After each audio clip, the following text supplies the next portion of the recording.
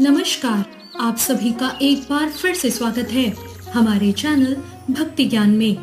आप सभी को पौष पुत्रदा एकादशी की हार्दिक शुभकामनाएं। आइए मिलकर सुनते हैं आज की व्रत कथा। एक समय की बात है, धर्मराज युधिष्ठिर ने भगवान श्री कृष्ण से कहा, भगवान, आपने पौष कृष्ण एकादशी यानी कि सफला एकादशी का महात्म सुनाकर बहुत कृपा करी। अब आप कृपा करके मुझे पौष माह के शुक्ल पक्ष की एकादशी के विषय में भी बताएं। इस एकादशी का क्या नाम है और इसे करने की क्या विधि है? इस व्रत को करने से किस फल की प्राप्ति होती है और इसमें कौन से देवता का पूजन किया जाता है? आप ये सब मुझे विस्तार पूर्वक कहिए। भगवान श्री कृष्ण ने कहा, पौष माह के शुक्ल पक्ष में आने वाली इस एकादशी को पौष पुत्रदा एकादशी कहा जाता है। इसमें भी भगवान नारायण की पूजा की जाती है। विधि पूर्वक इस व्रत को करना चाहिए। इस चर और अचर संसार में पुत्रदा एकादशी के व्रत के समान दूसरा कोई व्रत नहीं है। इसके पुण्य से मनुष्य तपस्वी, विद्वान और लक्ष्मीवान होता है। इसकी कथा मैं तुमसे कहता हूँ, ध्यान पूर्वक सुनना। भद्रावती नाम की एक नगरी में सुकेतुमान नाम का एक राजा राज करता था। उसका कोई पुत्र नहीं था। उसकी स्त्री का नाम शैव्या था। उनके पुत्र नहीं होने के कारण वो सदैव चिंतित रहा करते। राजा के पितृ भी रो रो कर पिंडदान लिया करते और सोचा करते कि इसके बाद हमें पिंडदान कौन करेगा। राजा को कोई भाई बांधव, धन, हाथी, घोड़े, राज्य और मंत्री, इन सब में संतोष नहीं होता। वो सदैव यही सोचता कि मेरे मरने के बाद मुझे पिंडदान कौन करेगा। बिना पुत्र के पितरों और देवताओं का ऋण मैं कैसे चुका सकूंगा। जिस घर में पुत्र ना हो उस घर में सदैव अंधेरा ही रहता है। इसलिए पुत्र उत्पत्ति के लिए प्रयत्न हमेशा करना चाहिए। जिस मनुष्य ने पुत्र का मुख देखा है वो धन्य है। उसको इस लोक में यश और परलोक में शांति मिलती है, यानी कि उनके दोनों लोक सुधर जाते हैं। पूर्व जन्म के कर्म से ही इस जन्म में पुत्र, धन आदि प्राप्त होते हैं।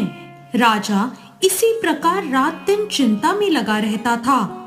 एक समय तो राजा ने अपने शरीर को त्याग देने का निश्चय किया, लेकिन आत्मघात को महान पाप समझकर उसने ऐसा नहीं किया। एक दिन वो राजा ऐसा ही विचार करता हुआ अपने घोड़े पर चढ़कर वन को चला गया और पक्षियों और वृक्षों को देखने लगा। उसने देखा कि वन में मृग, वाग्य, सूअर, सिंह, बंदर, सर्प आदि सभी भ्रमण कर रहे हैं। हाथी अपने बच्चों और हथिनियों के साथ घूम रहा है। इस वन में तो कहीं गीदड़ अपने कर्कश स्वर में बोल रहे हैं और कहीं उल्लू ध्वनि कर रहे हैं। वन के दृश्यों को देखकर राजा सोच विचार में लग गया और इसी प्रकार उसका आधा दिन बीत गया। वो सोचने लगा, मैंने कई यज्ञ किए, ब्राह्मणों को स्वादिष्ट भोजन से तृप्त भी किया, फिर भी मुझको दुख प्राप्त क्यों हुआ? राजा प्यास के मारे बहुत व्याकुल होकर दुखी हो गया और पानी की तलाश में इधर उधर फिरने लगा। थोड़ी दूर जाने पर राजा को एक सरोवर दिखी। उस सरोवर में कमल खिल रहे थे और सारस, हंस, मगरमच्छ आदि विहार कर रहे थे। उस सरोवर के चारों तरफ मुनियों के आश्रम बने हुए थे। उसी समय राजा के दाहिने अंग फड़कने लगे। राजा शुभ शगुन मानकर घोड़े से उतरकर मुनियों को दंडवत प्रणाम करके बैठ गया। राजा को देखकर मुनियों ने कहा, हे राजन, हम सब तुमसे बहुत प्रसन्न हैं।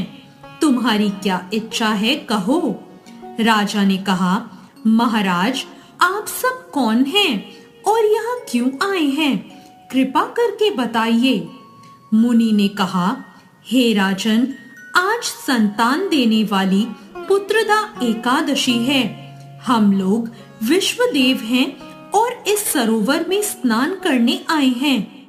ये सुनकर राजा कहने लगा, हे महाराज, मेरी कोई संतान नहीं है। यदि आप मुझ पर प्रसन्न हैं, तो एक पुत्र का वरदान दीजिए। मुनि बोले, हे राजन, आज पुत्रदा एकादशी है। आप अवश्य ही इस व्रत को करें। भगवान की कृपा से अवश्य ही आपके घर में पुत्र होगा। मुनि के वचन सुनकर राजा ने उसी दिन एकादशी का व्रत किया और द्वादशी को उसका पारण किया। इसके पश्चात मुनियों को प्रणाम करके महल वापस आ गया और कुछ समय बीतने के बाद रानी ने गर्भ धारण किया। 9 महीने के बाद उनके यहाँ एक पुत्र हुआ। वो राजकुमार बहुत ही शूरवीर, यशस्वी और प्रजापालक हुआ। श्री कृष्ण बोले, हे राजन, पुत्र प्राप्ति के लिए पुत्रदा एकादशी का व्रत अवश्य ही करना चाहिए। जो मनुष्य इस महात्म को पढ़ता या सुनता है, उसे अंत में स्वर्ग की प्राप्ति होती है। तो ये थी पौष पुत्रदा एकादशी की व्रत कथा। आपको ये कथा कैसी लगी? कमेंट करके जरूर बताएं। वीडियो अच्छी लगी हो तो लाइक जरूर करें और अभी तक मेरे चैनल भक्ति ज्ञान को सब्सक्राइब नहीं किया है तो सब्सक्राइब करना ना भूलें। धन्यवाद।